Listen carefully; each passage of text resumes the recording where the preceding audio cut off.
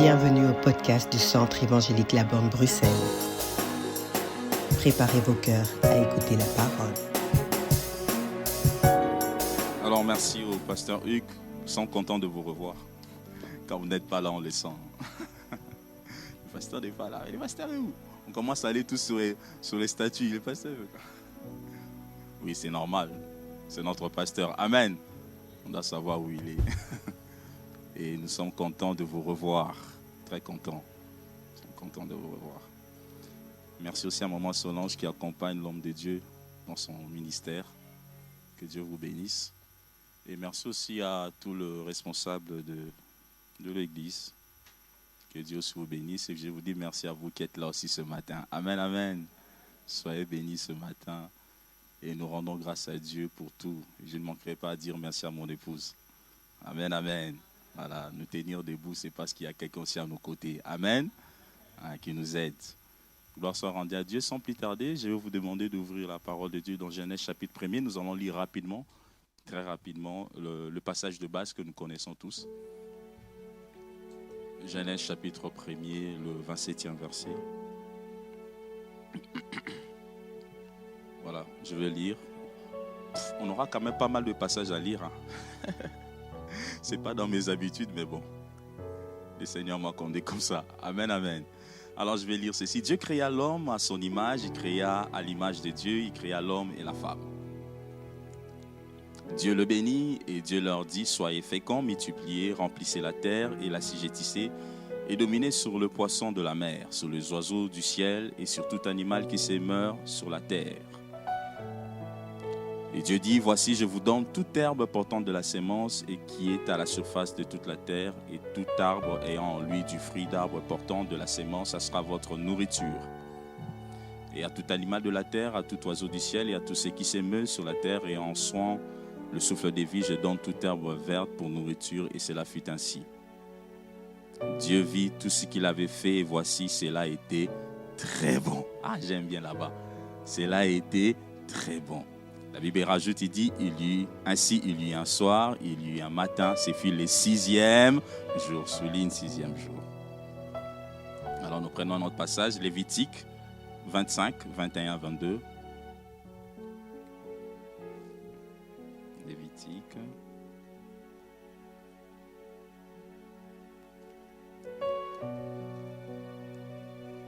Lévitique, voilà.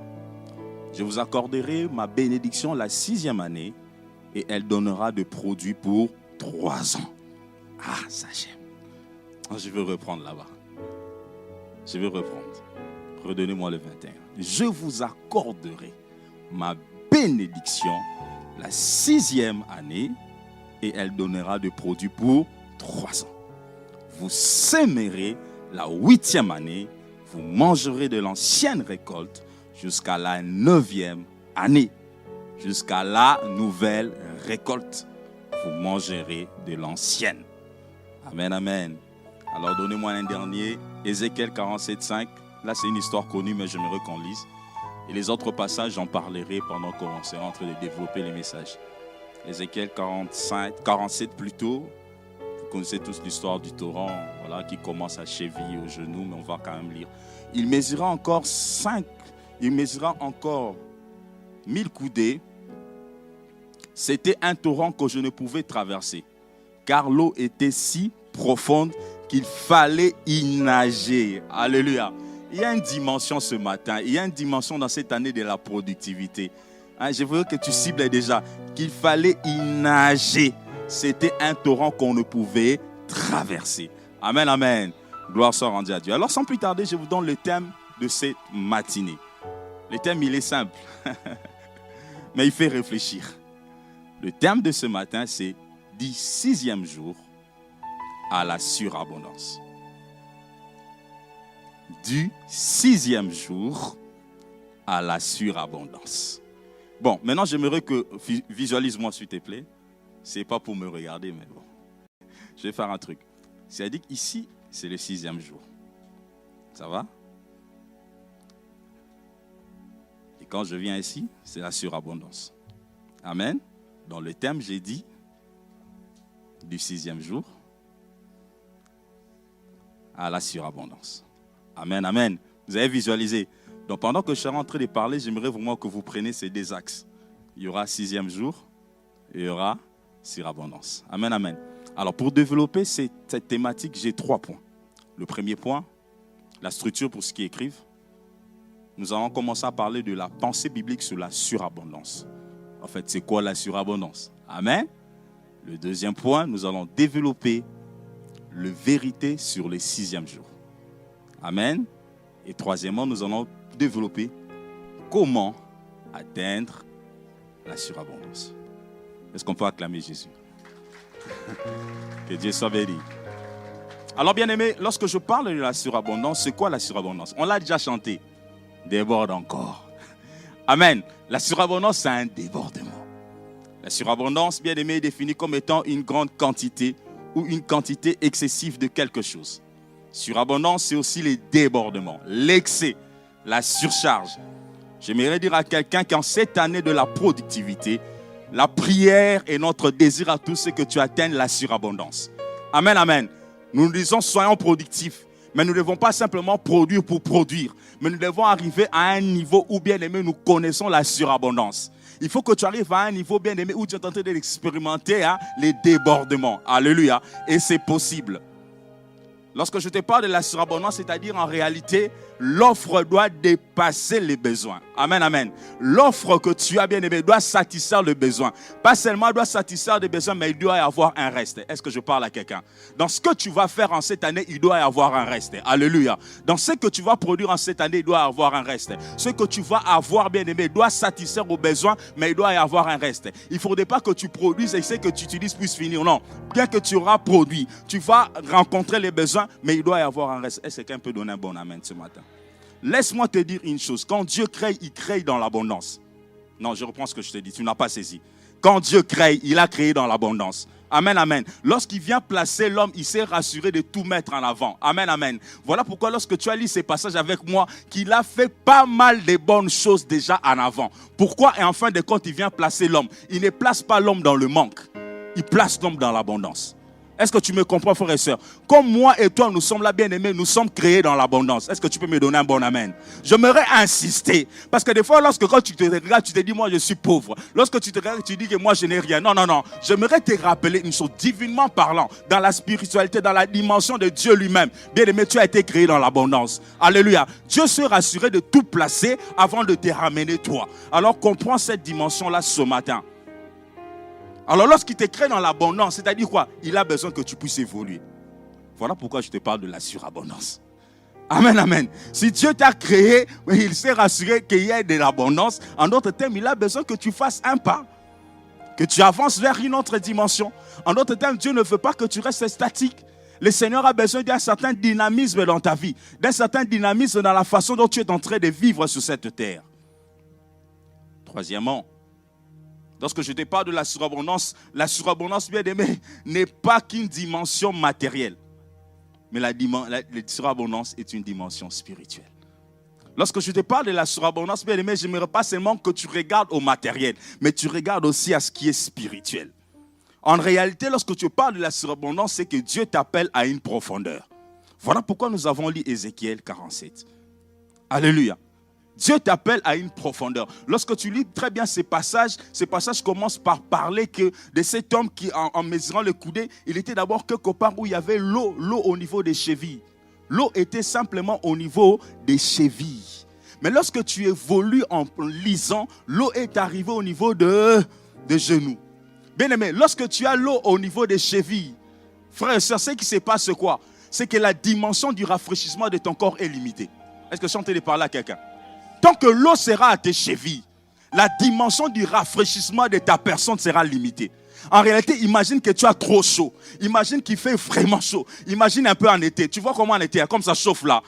On commence même tous à chercher des ventilateurs. Je suis allé une fois en été, j'arrive à MediaMarkt, on dit tous les ventilateurs sont finis. J'ai dit, MediaMarkt, tous les ventilateurs sont finis, c'est parti où? Ça dit que les gens avaient tellement chaud que les gens sont allés même chercher des ventilateurs. Alléluia. Maintenant, imagine qu'on est en plein été. Il fait tellement chaud. Toi, tu as besoin du rafraîchissement. Et le véritable rafraîchissement, c'est Dieu qui l'accorde. Alléluia. Maintenant, tu arrives dans le torrent, tu n'as que les pieds dans l'eau.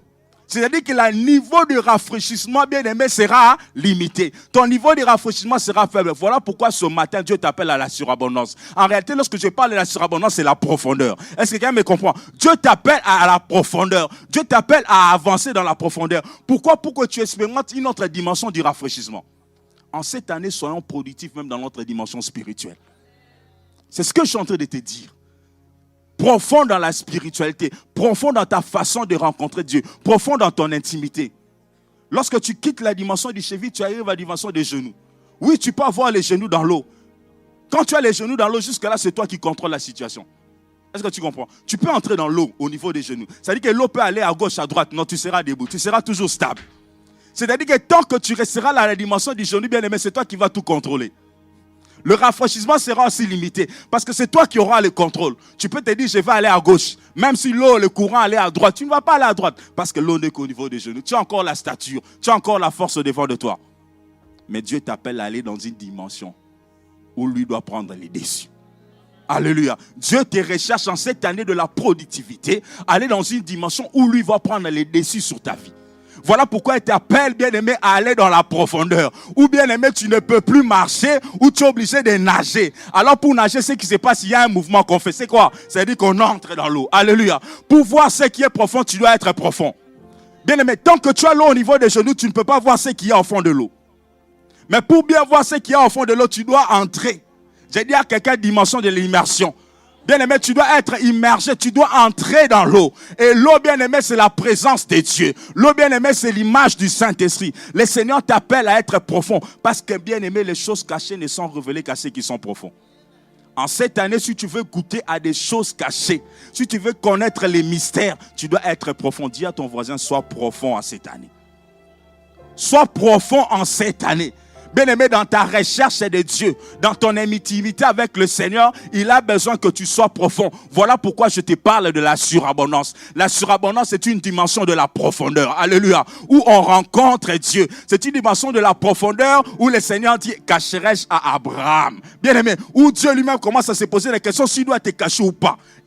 Non, j'aimerais que tu me comprennes. C'est une dimension où Dieu se pose la question. Est-ce que je dois lui dire ou pas? En d'autres termes, le Seigneur se sent convaincu. Non, je dois lui dire. Parce que lui n'est pas comme les autres. J'ai dit, ne sois pas comme les autres en cette année. Ne sois pas comme les autres en cette année. Ne cherche pas Dieu comme les autres en cette année. Ne viens pas prier comme les autres en cette année. En cette année, prie différemment. Dis à ton voisin, prie différemment. Parce que Dieu t'attend à la productivité dans la dimension spirituelle. Est-ce que je suis en train de parler à quelqu'un? L'eau est déjà là. Le torrent est là. La présence de Dieu est là. Je t'ai dit que Dieu t'a créé dans l'abondance. En réalité, la profondeur est là. Mais ce que tu dois faire, c'est quoi? Nager. Ce que tu dois faire, c'est quoi? Plonger. Est-ce qu'il y a quelqu'un qui est prêt à plonger en cette année? Bien aimé, c'est la productivité en cette année. Même dans ma façon de chanter, même dans ma façon de prêcher, même dans ma façon d'exhorter, même dans ma façon de recevoir les gens dans l'église, même dans ma façon de servir, je veux être profond. Je dis à quelqu'un, 2005, tu as été superficiel. Cette année, sois profond. Je suis en train de dire à quelqu'un, 2025, tu as été superficiel. 2025, tu as essayé. Cette année, on ne va pas essayer. La gloire de Dieu doit se manifester. Lorsque tu te tiens devant, bien-aimé, tu libères le mouvement de la puissance de Dieu. Je dis à quelqu'un, le Seigneur est prêt à agir, mais il va passer par ce qu'il a mis en toi. Est-ce que quelqu'un me comprend? Cette année, sois profond. Dis à ton voisin encore, cette année, sois profond. Cette année, investis-toi. Investis-toi en cette année. Frère, donne-moi cette atmosphère, donne-moi cette atmosphère. Je prie que Dieu passe par tes mains. Dans le nom de Jésus, amène-moi vers Mélodie. Alléluia. Bien-aimé, en cette année, sois profond. Je suis en train de parler à quelqu'un en cette année, sois profond. Ne sois pas superficiel. C'est ce qui est essentiel, bien-aimé, que tu comprennes. La surabondance, frère et sœur, n'est pas que le matériel. C'est une dimension spirituelle. Quand nous parlons de la surabondance, bien aimé, c'est aussi une saison de la révélation. Nous parlons de la productivité. La productivité ne marche pas sans révélation. Ah non, tu ne m'as pas compris. La productivité ne marche pas sans révélation. Lorsque je te parle de la surabondance, c'est une année, bien aimée, de la révélation. En réalité, la révélation de Dieu. Et la révélation, tu ne l'auras qu'en étant profond. Voilà pourquoi je n'ai pas lu ce passage. Mais tu connais l'histoire. C'était le thème de l'année passée. Bien aimé, assis. Jean 6 parle de ceci. Christ avait au devant de lui des hommes et des femmes qui avaient faim. Il devait trouver comment le nourrir. Dieu dit quelque chose. Jésus dit quelque chose. Qu'avons-nous? Il y avait des pains, il y avait des poissons. Amen, amen. Il y avait des pains, il y avait des poissons. Il a pris ces choses et il a révélé à ses disciples qui il était. Je ne m'arrête pas qu'à là. Je connais encore un passage biblique. Une histoire que j'aime bien. On nous parle des Pierre et des Jean. Alléluia. Ils ont péché toute la nuit. Est-ce que tu me comprends? Ils ont péché toute la nuit. Et ils n'ont rien amassé. Mais la Bible me dit quelque chose de si important. Lorsqu'ils rencontrent Jésus, Jésus leur dit une chose: allons dans l'eau profonde. Alléluia. Allons dans l'eau profonde. Bien aimé, comme pour te dire, qu'importe la situation par laquelle tu passeras, tu as besoin d'avoir la révélation. La révélation de Christ. La révélation de ce qu'il peut faire. La révélation de ce qu'il peut te donner. La surabondance, c'est la révélation de la puissance de Dieu. Christ a pris les pains et les a multipliés. Et je t'ai dit qu'il y a eu 12 corbeilles. Il y a toujours un reste. Lorsque tu transfères dans la dimension de la surabondance, il y a eu un reste. Et ces passages nous démontrent clairement, là où nous lisons de la multiplication des pains, qu'il y a eu 12 corbeilles qui restaient. Lorsque je te parle de la surabondance, Lévitique 25 que nous avons lu, nous voyons clairement quelque chose de si précis. C'est que Dieu dit, la 6e année, vous allez récolter. Mais ce que vous allez récolter sera pour les 3 années à venir. Oh, frères et sœurs, c'était la même terre. Non, suis-moi. Tu ne me comprends pas. C'était la même terre où ils ont sémé la première année, ils ont eu une certaine quantité. La 2e année, ils ont eu la même quantité pratiquement. La 3e année, c'était la même terre. C'était le même peuple. Bien aimé, ils ont eu encore une certaine quantité. La 4e année, ils ont eu la quantité. La quantité de la première année avait fini. La quantité de la 2e année, c'était pour la 2e année, c'était fini. La quantité de la 3e année, c'était pour la 3e année, c'était fini. La 4e année, bien aimé, ils ont récolté, c'était fini. La 5e année, ils ont récolté, c'était fini. Mais à la 6e année, il y a eu la révélation.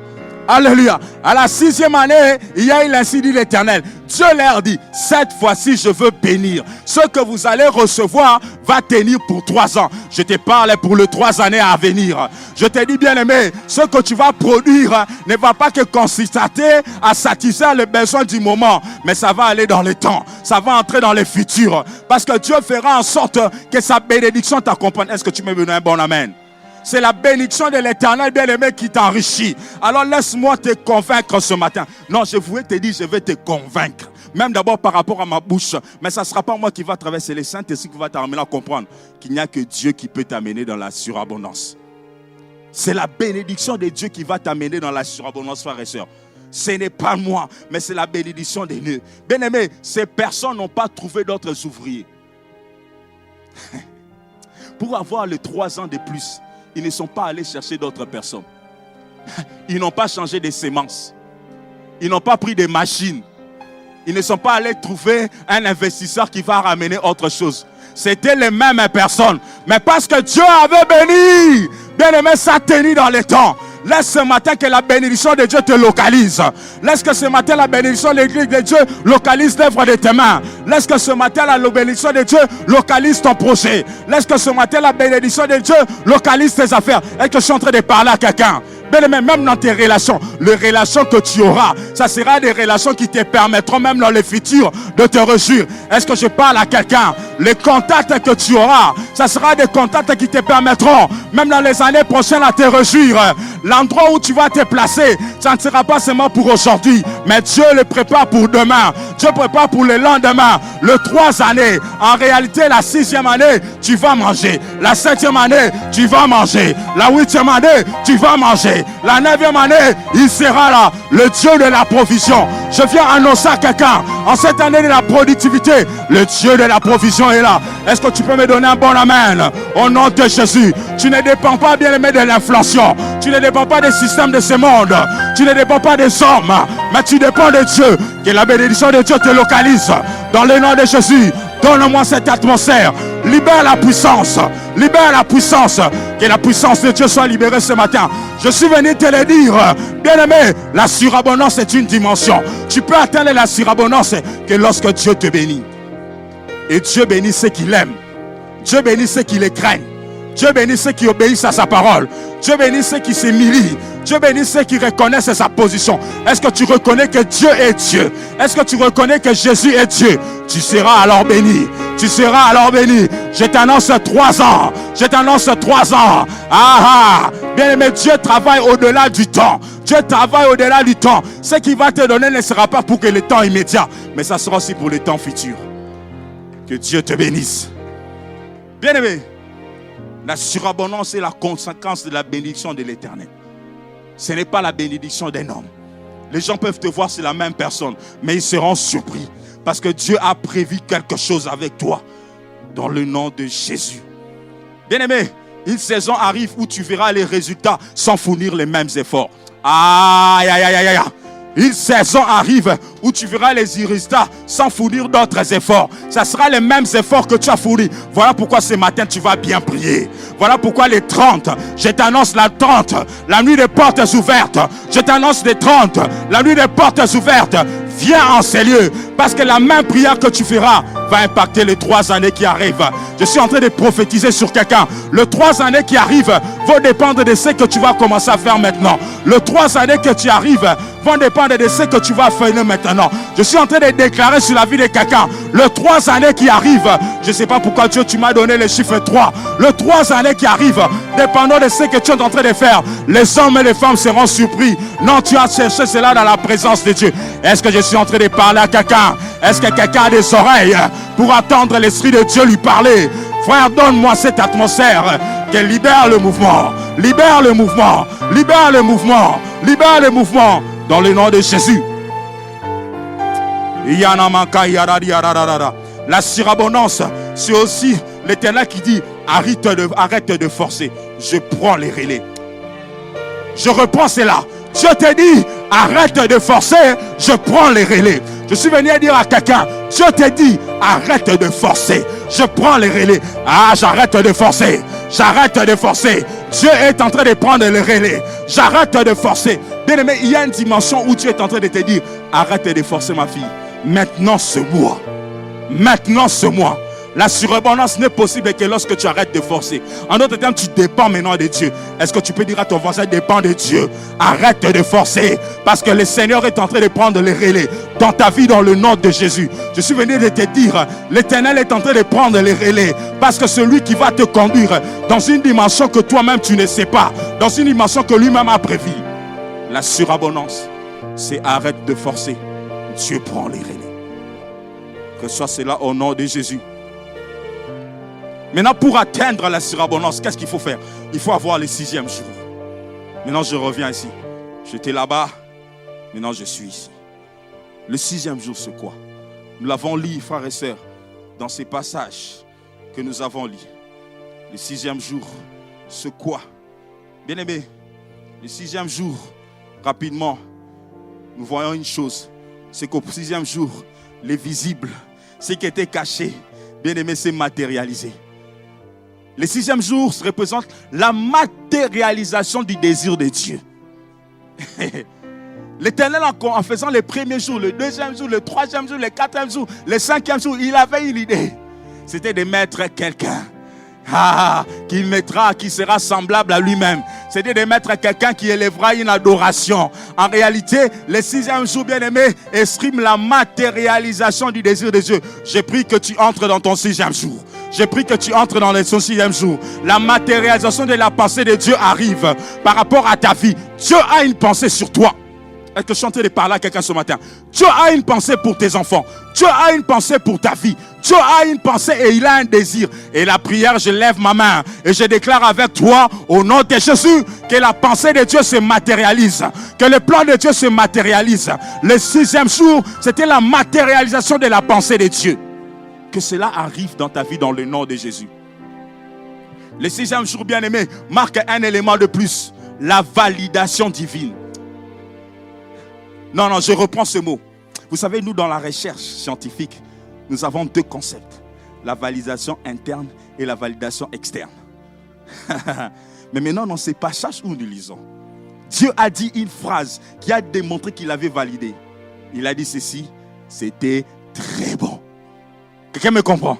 Lorsque tu lis ces passages, Dieu dit, c'était très bon. En réalité, Dieu a validé.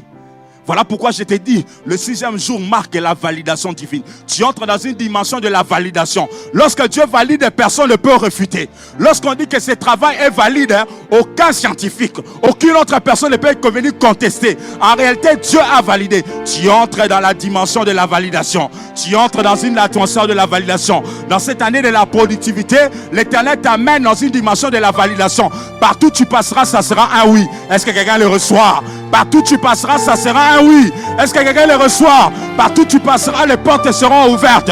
Est-ce que quelqu'un le reçoit? Partout où tu passeras, bien aimé, tu marcheras sur le scorpion. Tu marcheras sur tous ces ombrages. Tu écraseras les montagnes parce que tu as le oui de Dieu. La mer rouge ne va pas tenir parce que Dieu t'a validé. Est-ce que je parle à quelqu'un ce matin? En cette année de la production, je viens t'annoncer que Dieu t'a validé. Tu as la validation divine avec toi. Tu n'as pas la validation des hommes. Tu ne dépends pas de la validation des hommes. Mais Dieu a dit très bon. Marche dans l'animation de l'excellence. Cette année de la productivité, nous devons être excellents. Lorsque le pasteur a donné ces termes, j'ai dit, oh l'homme de Dieu, tu nous amènes à une dimension haute. Oh, que Dieu te bénisse, pasteur Hugues. Tu as suscité des choses en nous. Que Dieu te bénisse, pasteur Hugues. Tu as créé des choses en nous. Bien aimé, même quand je prends 30 minutes en train de faire quelque chose, je me dis, est-ce que je suis productif? Est-ce que c'est excellent? Est-ce que ce que je suis en train de faire est bien? Je commence à veiller, bien aimé. Je ne parle plus comme qu'on n'importe comment. Je commence à veiller même dans mes relations. Je vois mon chef, je le parle. J'ai dit non, je dois être productif. Il ne faut pas qu'il me regarde comme n'importe qui. Bien aimé, l'excellence. Tu entres dans une dimension d'excellence en cette année. Est-ce que tu peux le recevoir dans le nom de Jésus? Reçois cela ce matin. Dieu nous amène, bien aimé, dans une dimension d'excellence. Et c'est le 6e jour. Le 6e jour, bien aimé, marque le jour de la révélation. Dieu maintenant révèle aux hommes, soyez féconds, multipliez-vous, remplissez la terre. La productivité ne marche pas sans révélation. Et la révélation arrive le 6e jour. Entre dans ton 6e jour.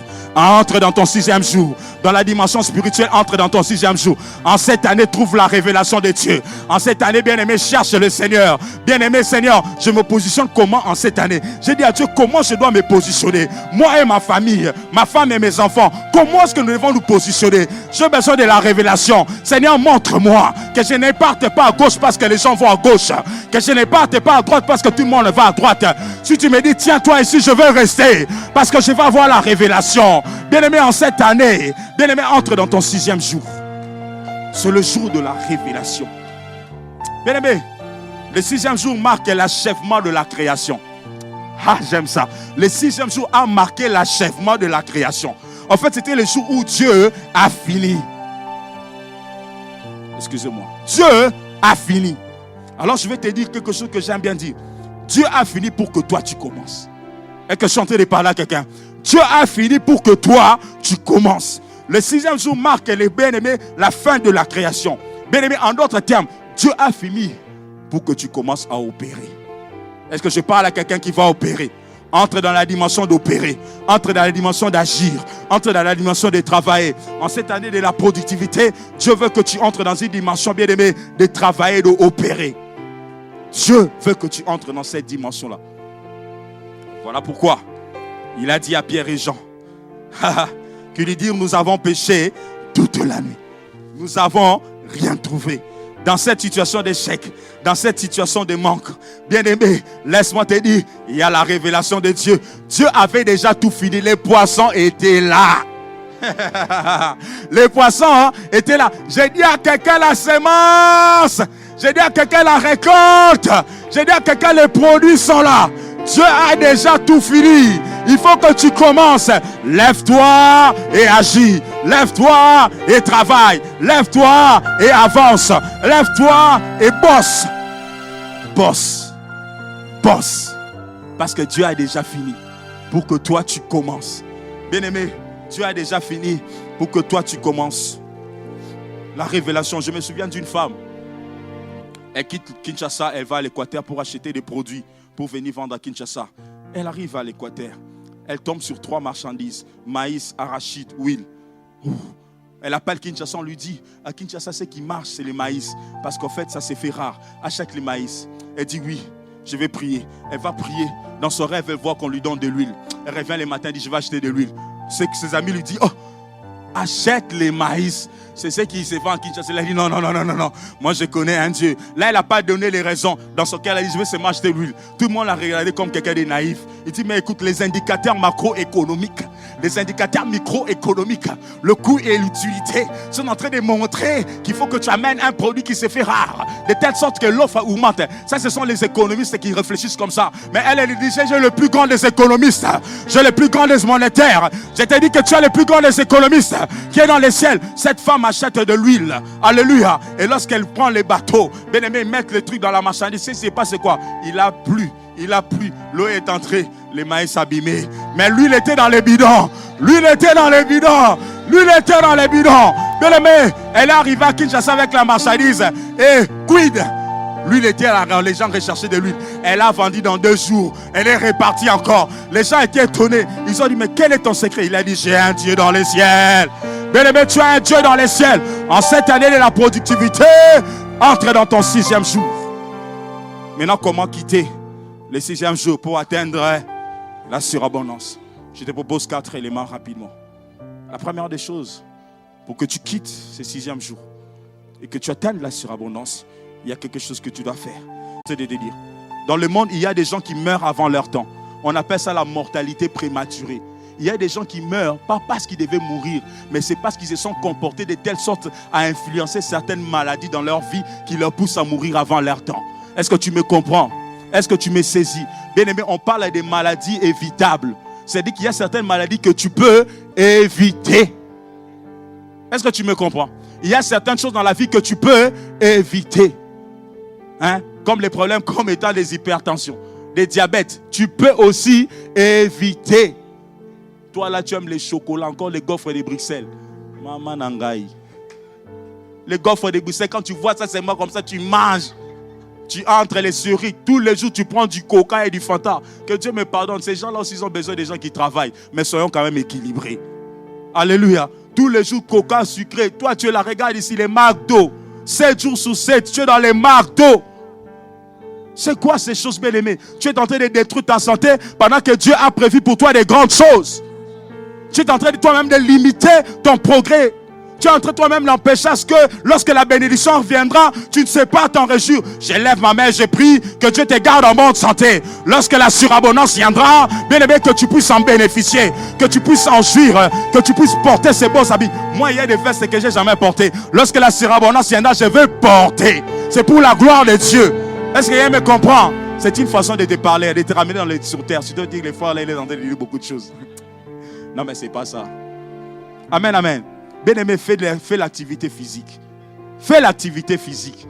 Ne restez pas sur ton laurier. Qui entre nous, cette semaine, a marché pendant 2 heures du temps? Que Dieu vous bénisse. Si toi, tu n'as pas fait, fais un effort. Amen, amen. Marche même pendant 2 heures du temps. Ça va t'aider.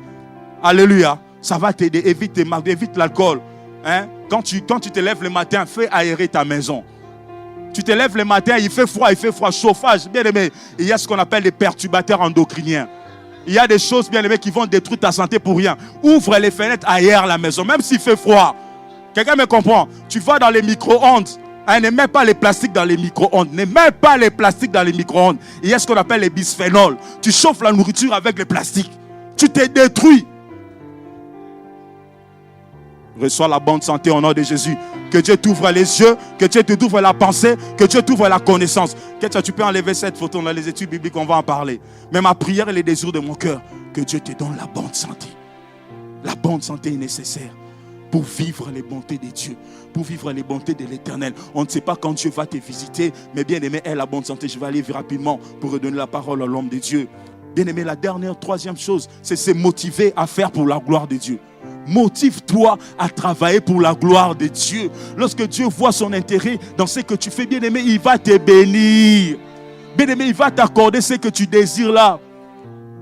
Motive-toi, bien aimé, à travailler pour la gloire de Dieu. Dans la Bible, il y a des hommes riches. J'ai vu leur vie. J'ai été bouleversé. Ces hommes étaient dans la dimension de la surabondance. On parle de Nabal. Nabal était dans la surabondance. C'était un homme bien-aimé qui était productif, qui avait beaucoup de biens. Mais les désirs, la bêtise de cet homme, c'est qu'il ne travaillait pas pour la gloire de Dieu. David vient lui demander, fais-moi des dons. Donc il a refusé. Et la Bible dit ceci, Dieu a pris son âme. On ne parle d'un homme riche. Nous n'avons pas le temps. Vous allez lire ça chez vous. Luc chapitre 12, le 20e verset. 1 Samuel 25, 37, 78. Vous allez lire cela chez vous. Mais Dieu lui dit, insensé, cette nuit même ton âme te sera redemandée. Cet homme-là était dans la surabondance. Mais il a oublié Dieu. Lorsque Dieu va te bénir, n'oublie pas Dieu. N'oublie pas l'église, bien-aimé. N'oublie pas les services de Dieu. N'oublie pas l'arbre qui t'a fait monter. Je reprends. N'oublie pas l'arbre qui t'a fait monter. N'oublie pas les escaliers qui t'ont fait monter. Travaille pour la gloire de Dieu. Tu vas bénéficier de ces choses. Et pour conclure, bien-aimé, pour conclure, c'est apprendre à protéger le fruit de son travail. Est-ce que tu peux me donner un bon amen? Dis à ton voisin, apprends à protéger le fruit de ton travail. Les dîmes, les offrandes, les actions de grâce nous aident à protéger le fruit de notre travail. Pas seulement ça, la prière fervente nous aide à protéger le fruit de notre travail. Voilà pourquoi j'aime Gédéon. La Bible dit que lorsque l'ange de l'Éternel arrive, il les trouve dans les pressoirs, en train de battre les bœufs. Et on lui pose la question, pourquoi? Il dit, je vais protéger ça contre les Madianites. Je lève ma main, je déclare, au nom de Jésus, tout Madianite, bien-aimé, qui peut se lever pour toucher à ta productivité, qui soit anéantie. Est-ce que quelqu'un est en train de recevoir cette parole? En cette année, nous allons protéger dans la prière. L'œuvre de tes mains, j'interdis les maladies qui viennent prendre les fruits de ton travail. J'interdis, mon Dieu, à des infractions. Il y a des infractions compliquées. On ne sait pas d'où ça sort. Qui viennent prendre les fruits de ton travail. J'interdis cela. En cette année, nous allons protéger le fruit de notre travail. Est-ce que tu peux te tenir debout maintenant avec moi? Commence à battre les mains. Commence à battre les mains. Dis, Seigneur, je viens protéger les fruits de mon travail. Commence à battre les mains. Commence à prier. J'aimerais d'abord que tu pries là-bas. Merci d'avoir pris ce temps. Si ce podcast t'a encouragé, n'hésite pas à le partager et t'abonner pour ne manquer aucun prochain épisode.